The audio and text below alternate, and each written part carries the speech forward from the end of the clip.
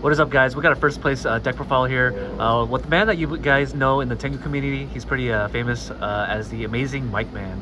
What's up, yo? He decided to take a Jurrac deck, his tried and true Jurrac deck, took it to a pod here at Collectibles Exchange, and was able to win his Yggdrasil playmat. What was your matchup throughout the whole day? Did you play a decent amount of decks? So I got first in the side event, 8-man Winamat pod, and I played against Tengu Plant round 1, played against Hero Beat round 2, played against Gravekeeper round 3. But I would like to add that I played in the main event as well, and it was 5 rounds of Swiss, and for those 5 rounds I got 3 wins, 1 loss, 1 draw. So if you were to like compile everything into like my whole record, 8 wins, 1 loss, 1 draw. Just straight non-stop Yu-Gi-Oh! Because right after Swiss, I just hopped into a side event. So nice. So it looks like Jurrac's still doing well in today's format. Have you changed anything from your previous list and then added it into your main deck, or maybe you just changed up your strategy? Maybe, I don't know. Yeah, I've made some slight adjustments, and also I've had a little bit of experience giving deck like in-person deck profiles. So this list is going to be a lot more concise because I know I tend to ramble in like some of my previous ones. So this will be a lot more to the point. So yeah, people already know what Jurrac's kind of do now. Yeah. This is your the spearhead leader of Jurrac's. Thank you. Okay, so let's check out the profile and see what's different. Yeah. So we got here we're gonna start off with the Jurrac package. Oh, yeah. So here are your normal summons. We got Standardized, pretty much. 3 Jurrac Velo, 3 Jurrac Aiolo, 2 Guaiba, 1 Dino. All right. This is the most important card in the deck. It's a recruiter. It says while this card is in attack position, if it is destroyed by battle and sent to the graveyard, special a Jurrac with 1700 or less attack from your deck. Yep. So it's like important to your engine. You need to get this online because you have access. Because like you're not always going to be able to destroy things by battle, but you almost always will be able to crash.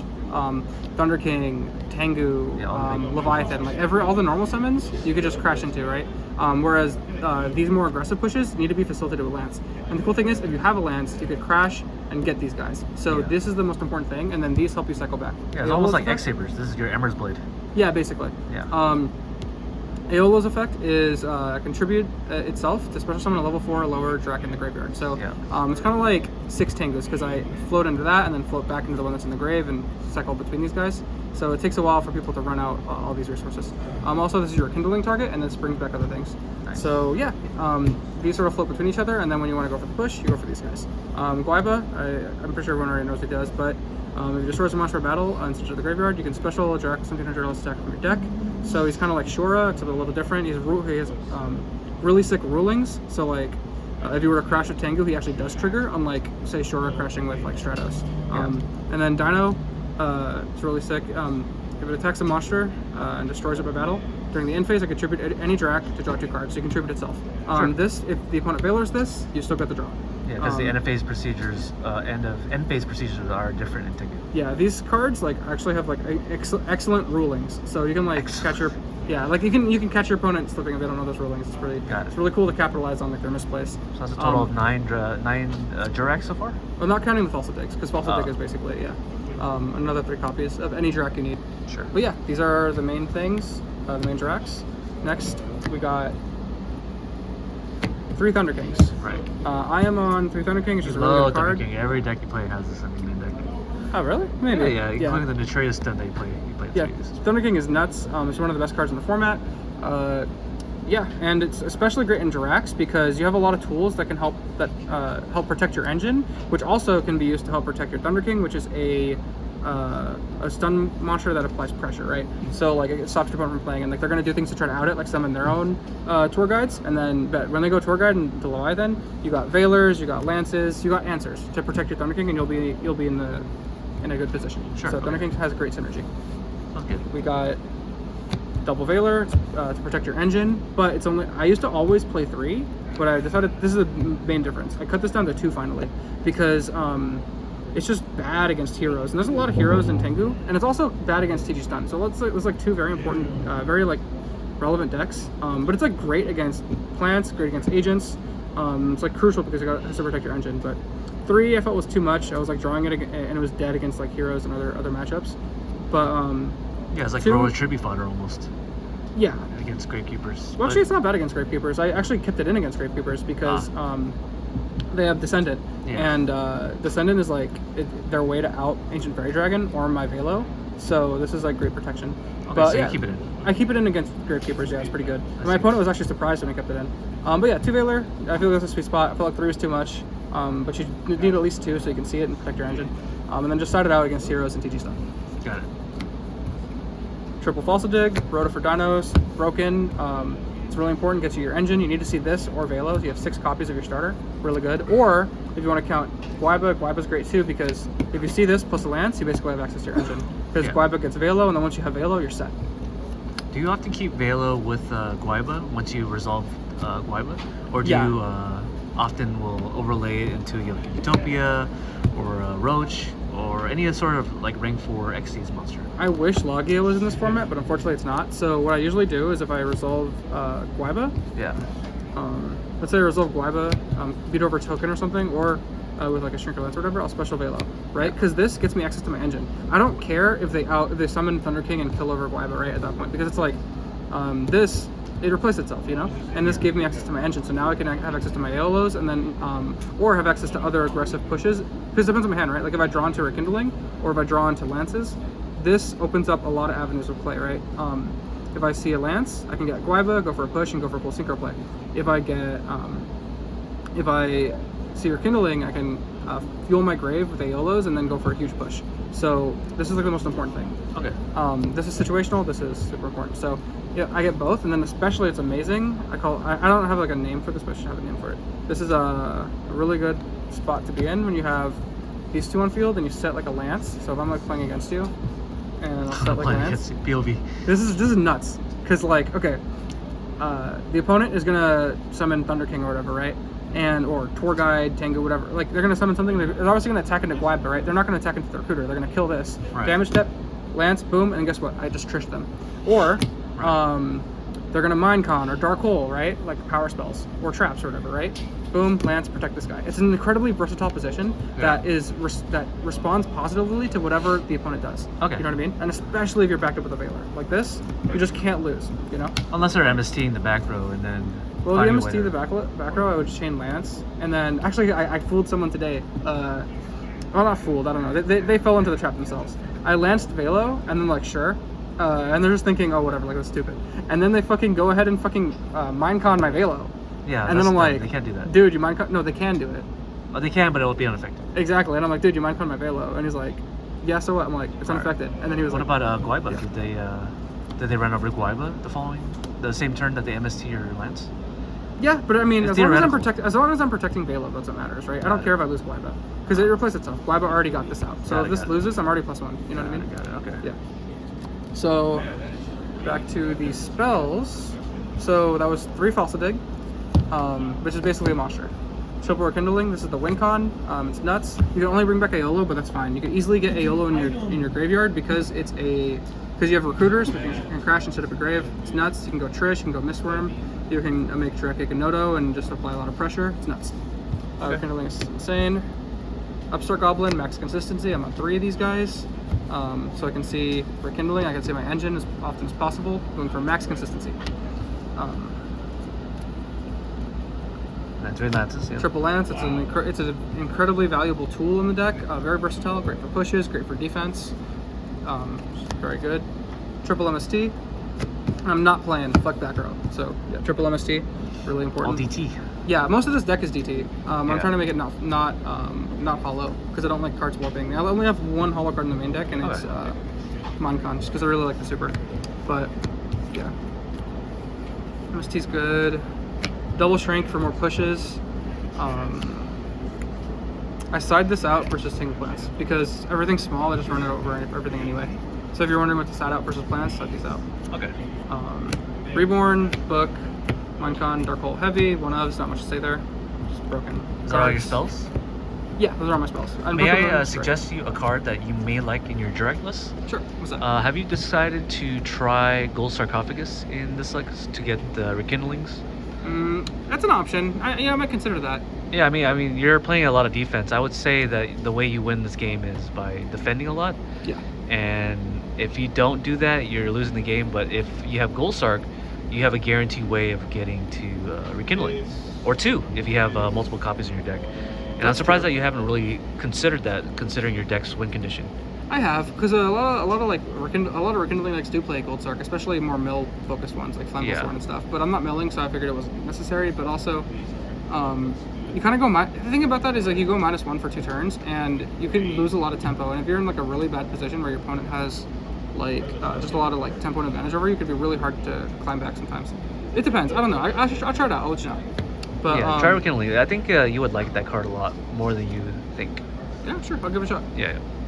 Let's go into the traps. Yeah, so double warning, judgment, trap dash shoot. I'm not on torrential because people play around it a lot, and it's not that torrential's not that great in this format because TG stun is a thing, Tengu is a thing, Sengen is a thing. So many things just float in this format. So like, yeah, Jurracs don't really benefit from torrential, so that's why I'm not playing it. Warning's great, judgment, dash shoot, just defensive tools, and then this is just an auto win. So got it. Okay. Yeah. Extra deck. Trish, you can interpret this out really easy. It's like, I bring this out like every game, it's nuts. Mistworm, I don't bring it out as often, but this is like a game ender in certain situations. It's really good, it's important to have. Scrap Dragon, really good card.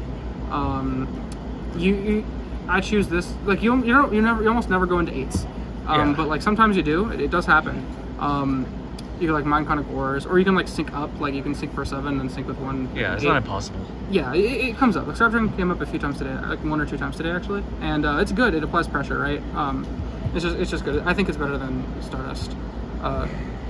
Is your extra deck that tight in space that you have to drop a Stardust from consideration? Yeah, it is. Oh, and I honestly, see. It's like Stardust never comes up anyway. Like, yeah. I don't make 8s. You know what I mean? Yeah. And if I'm making an 8, I'd rather make Scrap Dragon. Okay. Because it just applies pressure, you know. It deals with things. It's an answer.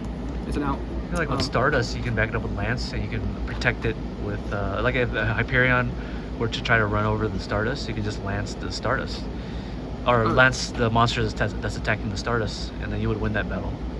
That's true. Yeah, but if I'm making Scrap Dragon, I'm just walking over Hyperion anyway. You know what I mean? Yeah, I guess so. Plus that's Trish. But Hyperion, it can't be stopped by Stardust. I mean, Stardust can stop Hyperion, but Scrap Dragon cannot. Yeah, I guess. But I'm also on like Triple Veiler, and then against agents I side in like Black Horns, and then I have warnings. So, yeah. Okay, sure. We're on Black Rose because this deck can turn about level 7s. Black Rose is crazy. Urbellum is really good. It didn't come up today, but it does come up sometimes. You're on a bunch of battle spells like lances and shrinks, so this can actually trigger in a lot of situations, and just put your opponent in a top deck mode. Yeah, it's really good. Yeah. Double Giganoto. This guy is like a really good. Yeah, I wouldn't say you don't just like slam it out of nowhere. Like there are times when he's good because there are 2 situations where you can bring him out. In a situation where you have other Jurracs. Oh, let me explain what he does. His effect is all Jurracs gain 200 attack for each in the grave. So there are 2 situations where you want to bring this guy out. One where you have a bunch of Jurracs in the grave, you can bring out 1 or even 2 because they stack, and then their attacks are going to be like 5,000 or 6,000. It could be crazy, and you can just attack per game, and Gores won't even save them because it's just like their attack is one-shot. Yeah, it's a 1-shot. So it's nuts, and you could just bring this out of nowhere. With maybe they like used a warning or something, and they're like 6,000, and they take a little bit of damage here and there. They could be like 45, 5,000. Just slam this, boom, OTK. Okay. Slam 2 of them. Or you could be in a situation where you want to apply pressure and you have like 3 bodies and Trish is not optimal for whatever reason. You can go Giganoto plus a Jurrac, usually Dino, and then just keep drawing cards, and that's like really good because you can make your Jurracs get a boost and they'll trigger when they beat things by battle, and this helps facilitate that, just like the Lances. Solidarity on legs, nuts.